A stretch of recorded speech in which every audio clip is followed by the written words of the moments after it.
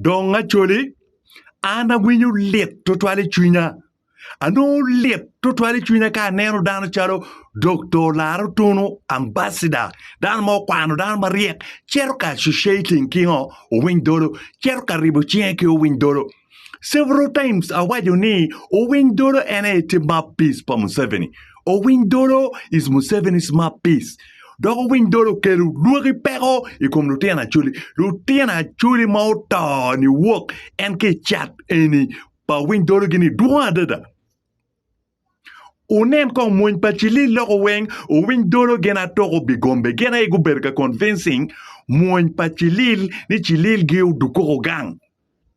So guber ka wari lum eno Owiny Dolo eno gen kit bigomegi until moin pachilil gudugu gang.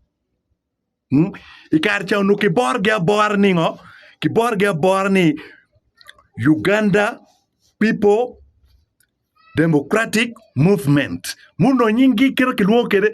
So peace talk agreement ki signing in the date June. In the dek me duma bichel 1988 iba peje Owiny Dolo gen kira atoro bigombegi gene go berka heading chua peace talk agreement en gene go chua Owiny Dolo ene berla deep ma ene o drafting constitution elni Owiny Dolo ene chua jemi weng para in the dek me duma bichel 1988 Mwen pa chilil gudugu weng gang mwen pa yuele weng gudugu gang ki signing peace talk iba peje un machuri mapodo berka ner ker mon chilil ku berka dor ke ni ruk editan gudu para good work tien ge ki wer gi yo work tien gu don way ba peje I peje stadium now ikare magi chike kenyo agreement magi mogo weng Museveni Paul lobu wamo ento karman Museveni no tika miro tiki agreement enuni weri net prominent do tiena chuli magi ti monyoko I weri net prominent do tiena chuli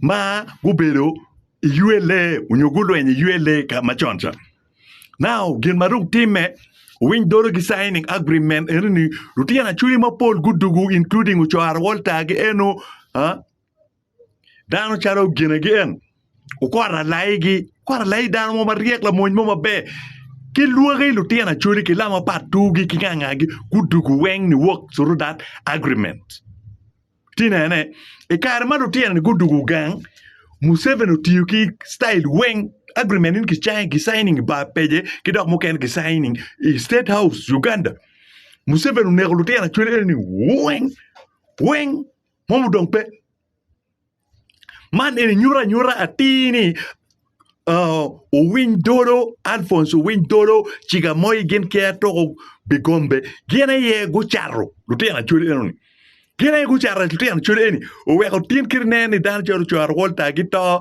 ke lama go patugi kon ke ludiru moñ muguma don dan char eno kwat o kwara la igeno tinene wengito joni kiti lwen mabe dus we senior ami kiken senior personnel lumoñ magiti senior makko gudu ki yuele nen ko now ikarbado agreement in ki signing ki chak mi luxurious life chak mi ko me luxury bod lu teno macharngo bod bora wobe en magudu ni dan charu kwara laigi anga gi chuar volta gi kanga kim berka mi gi jami diju magi miero mutoka ko nga gi Karman Museveni tika mieri using Johnny o choara ge ki tiu ket ge go cher go lwen me Rwanda in 1994 pa go taking over and lutiana chuli in magiti train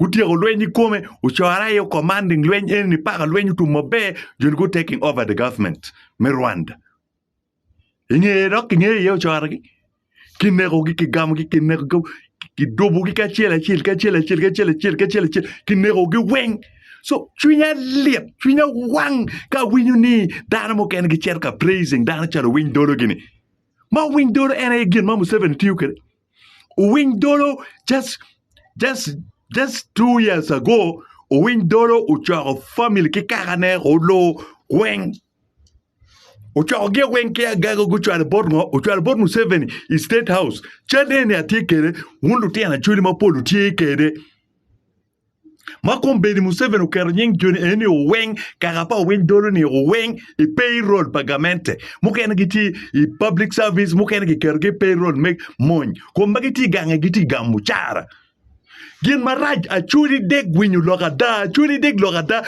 but an machalo Daniel Soka, a bit meteke waju logada, jui, kon logada nani muri I, kon winyu I, kon kela ba wi, I just don't care. A bit meteke log me waju logada, we wotiru gang nyo kaka, nyo dikal pa churi. Karo ko me umuwan kiching wan machala churi watika deno chan ne chake Museveni udonye kom yue umu peke kuch bo peke ikwawa raj dong loyo weng wan do tieno ene make nywale wan dong ikare pa Museveni ene wulu wadeno chan chene mape wache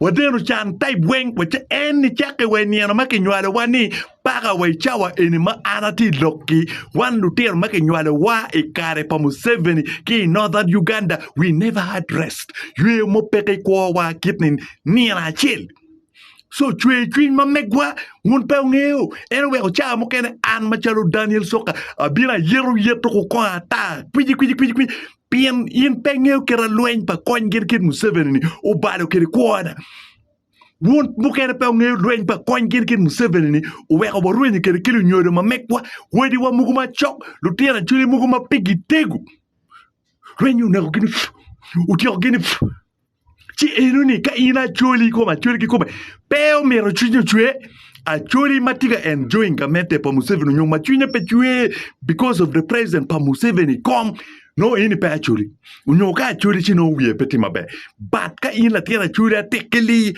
ingeo chan mwana chuli babedi iene chake Museveni donyi kom chi o mer chwak an o mer following dogo mer win loka jui look Bidi kam, to mawanene kam, keken. Ulu, pe boke, pe wache, narrative is contemptible. Miri nen kiway, piana bogalam. So kawad look, kong ma chill, amira wechi wuna da, lutua. Ma chill, let me say, 80% of the people in northern Uganda are traumatized. Yes. People are traumatized. Pien lwen animal bedi Uganda. Bomb magi bay we wa kichan duju ma wo beru kanerne wo beru ka witnessing. Chako traumatizing in kunining. Definitely you will be traumatized. Trauma tima pola ta inone trauma ini peki dressing ngat momo tima addressing peki dressing what wo beru merka don metergen Richard di mukarke wiwa, mota di mukarke wiwa, dana di maginero in our present command. Chiento kawana ti lo ming mukene mapego neno pego pa juli. Gita mone umier giket nyingi unyo giket chach ikom an machalo Daniel Soka unyo kom one multi vocalist, multi the voice of the voiceless. Yes, I am the voice of the voiceless. I am a human rights activist. I am a civic rights activist. I am a human rights defender. So, Museveni ye okelo pero eguni roduju magunuti nene ilobo Uganda tutwa ledon iloba chuli enuke. But I feel so disgusted. I feel so flabbergasted when I see people that gichero ka penyo solution matie ikoma chuli bon Museveni.